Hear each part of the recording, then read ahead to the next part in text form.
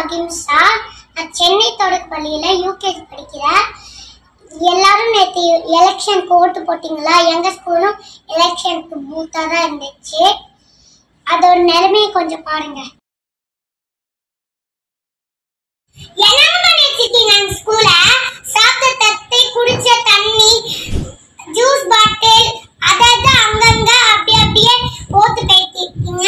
உங்க வீடா இருந்தா அப்படிதான் போட்டுருங்க.